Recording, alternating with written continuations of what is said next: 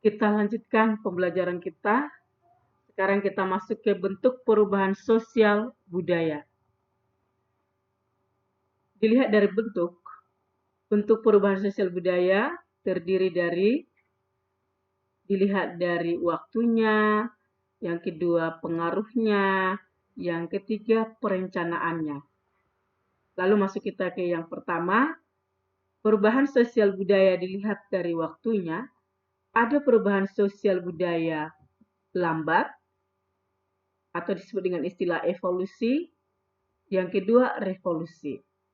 Apa contoh perubahan sosial budaya secara lambat atau evolusi? Waktu di kelas 7 kita mempelajari soal tahap-tahap kehidupan manusia praaksara misalnya. Masa berburu dan mengumpulkan makanan. Beralih ke masa berburu dan mengumpulkan makanan tingkat lanjut. Ke masa pertanian sederhana sampai pada masa perundagian. Tahap itu tidak berlangsung hanya 10 atau 100 tahun, tapi itu berlangsung ribuan, mungkin jutaan tahun. Dari fase pertama, dari fase berburu dan mengumpulkan makanan, ke fase berburu dan mengumpulkan makanan tingkat lanjut, ke fase pertanian sederhana, sampai ke fase pada masa perundagian. Jadi itu begitu berlangsung sangat lambat sekali. Nah, ada perubahan sosial budaya dalam bentuk cepat. Misalnya, perubahan cepat itu terjadi misalnya perubahan cepat penggunaan tenaga manusia atau tenaga binatang untuk membuat berbagai kebutuhan dan keperluan hidup manusia ke penggunaan mesin-mesin untuk membuat peralatan hidup manusia atau kebutuhan manusia. Berlangsung kita pelajari soal revolusi industri Inggris, itu berlangsung dimulai di Inggris mulai tahun 1750 sampai 1850. 100 tahun memang lama. Tapi dilihat dari pengaruhnya, perubahan yang sudah ribuan tahun, mungkin jutaan tahun orang memakai tenaga manusia secara manual, tenaga binatang untuk kebutuhan hidup manusia, peralatan hidup manusia, pembuatan segala bentuk peralatan hidup manusia, berubah secara cepat dengan menggunakan mesin-mesin. Walaupun itu 100 tahun, tapi perubahan itu dianggap cepat. Apalagi perubahan itu, revolusi industri itu membawa pengaruh besar pada sendi-sendi kehidupan masyarakat. Itu. Jadi dulunya sudah ribuan tahun, mungkin jutaan tahun memakai tenaga manusia, sekarang memakai mesin-mesin.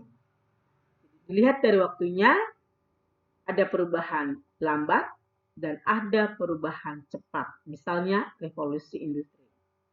Coba kau pikirkan, apa lagi yang merupakan contoh perubahan revolusi?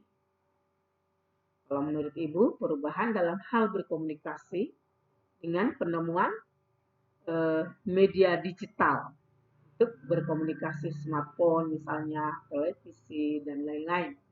Itu Ibu pikir itu mempengaruhi kehidupan atau sendi-sendi kehidupan manusia. Misalnya kita sekarang belajar daring dengan menggunakan media digital. Kita berhubungan dengan sesama kita di kota lain atau di belahan dunia lain dengan media digital.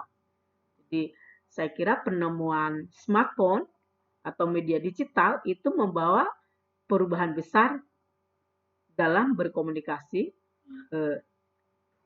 antar sesama manusia. Nah, itulah perubahan dilihat dari waktunya. Ada yang bersifat lambat dan ada yang bersifat cepat yang disebut dengan revolusi. Bentuk perubahan sosial budaya yang kedua adalah pengaruh perubahan itu, besar atau kecil.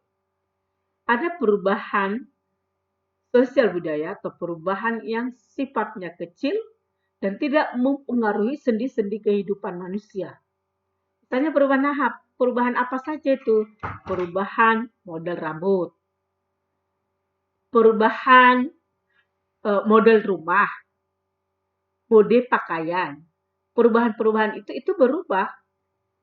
Gaya berpakaian tradisional zaman dulu kayak orang Jawa pakai blangkon misalnya, perempuannya pakai kebaya, kemana-mana kita lihat seperti penjual jamu misalnya, ke gaya berpakaian sekarang. Tetapi itu tidak mempengaruhi sendi-sendi kehidupan manusia secara mendasar. Jadi model rambut misalnya, model pakaian, model rumah tidak membawa pengaruh besar bagi sendi-sendi kehidupan manusia. Pengaruh perubahan yang pengaruhnya besar, yang kedua adalah pengaruh perubahan yang pengaruhnya besar, misalnya apa? Misalnya tadi perubahan dari tenaga manusia ke tenaga mesin-mesin. Itu membawa perubahan besar bagi kehidupan manusia.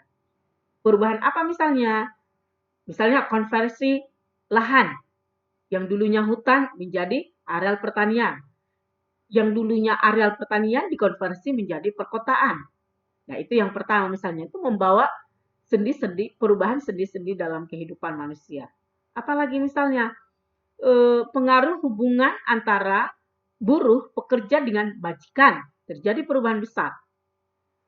Dulunya tuan takur itu adalah pemilik tanah luas, tuan-tuan tanah, yang disebut dengan golongan bangsawan, para raja. Sekarang siapa yang menjadi tuan takur? Ya pengusaha-pengusaha, konglomerat. Ada perubahan kepemilikan yang bergeser. Yang dulunya yang namanya orang kaya adalah pemilik tanah luas, sekarang pemilik perusahaan-perusahaan.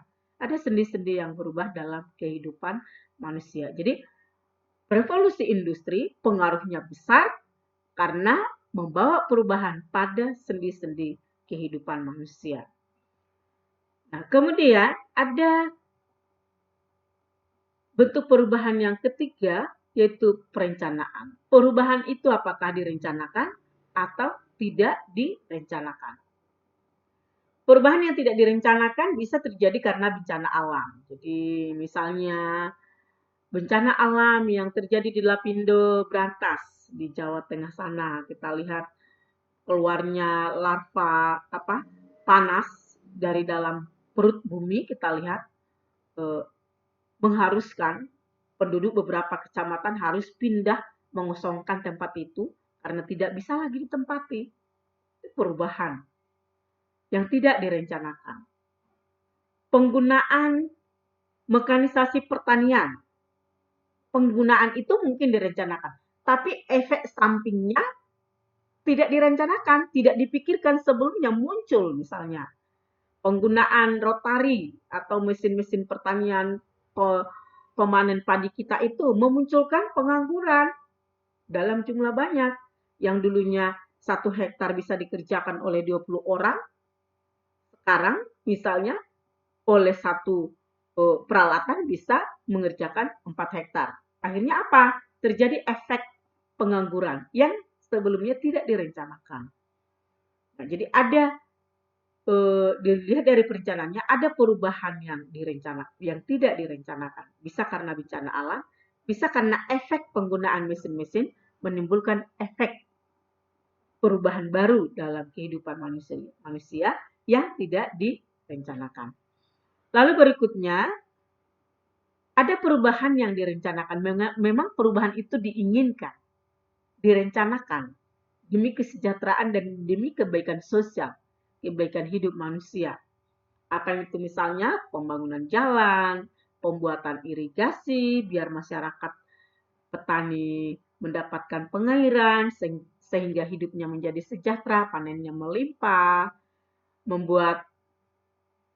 pembuatan jalan dari desa ke kota, supaya hubungan antar kota dengan desa begitu lancar, sehingga kebutuhan masing-masing bisa cepat terpenuhi, pembuatan bandara-bandara udara, itu contoh-contoh perubahan yang direncanakan. Jadi saya kira jelas. Misalnya apa saja misalnya contoh-contoh lain perubahan-perubahan yang direncanakan.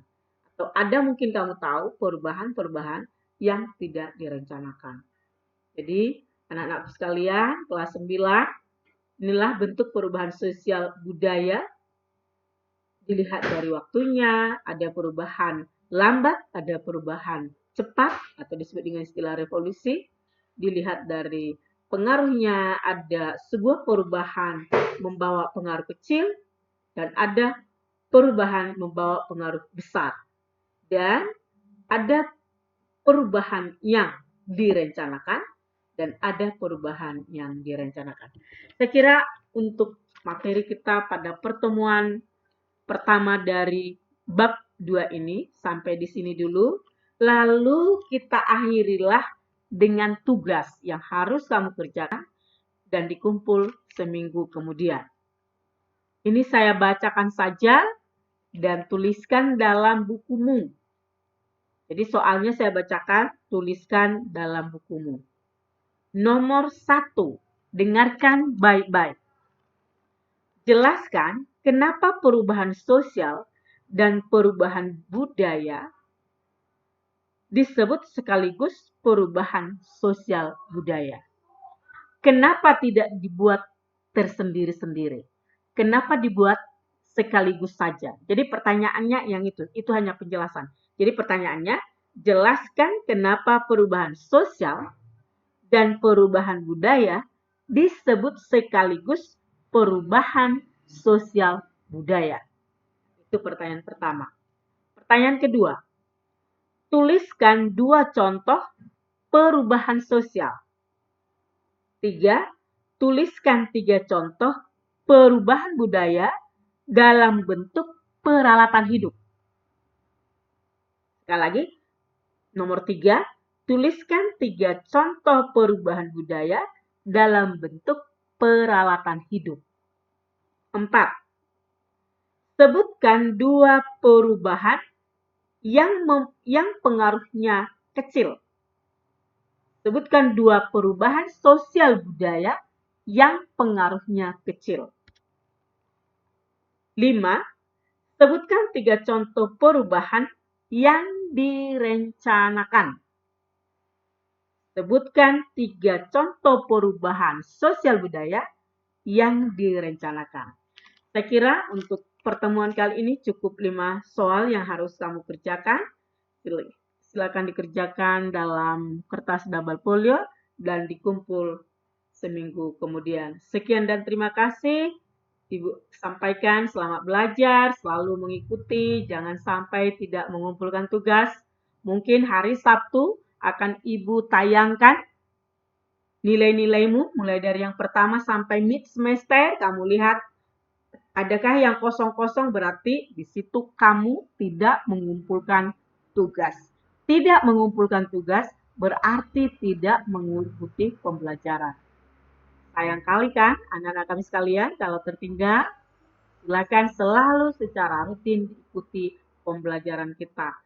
Ibu sampaikan, selamat belajar, sekian dan terima kasih.